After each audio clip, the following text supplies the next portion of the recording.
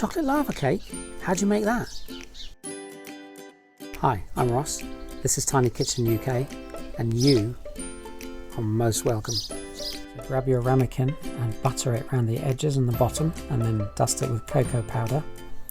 And as well, while you're doing that, in a microwave, get your chocolate and butter melted.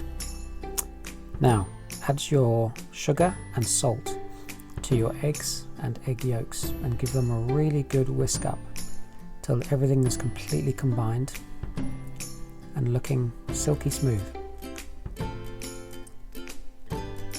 By which time your chocolate will have been melted.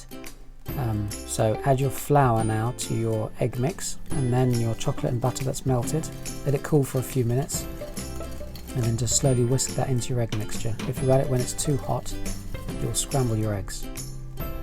So yeah, let it cool for a bit, and then when it's all combined in together, it's just a silky smooth texture, and that's your filling. Now get your ramekin in a tray and fill it up with your chocolate mix, 3/4 full, and then you're going to put it in an oven at 190 degrees for about 15 minutes. You're going to have to test it depending on the size of your dish and your oven temperature. But put it to the side and let it cool for a few minutes, and then turn it out.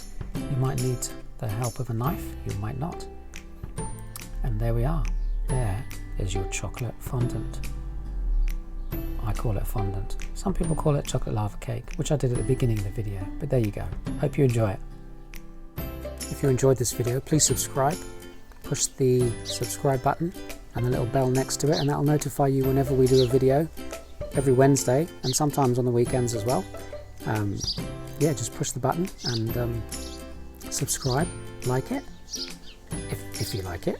Don't if you don't, obviously not. Anyway, hope you guys have a lovely day, and we will see you next time.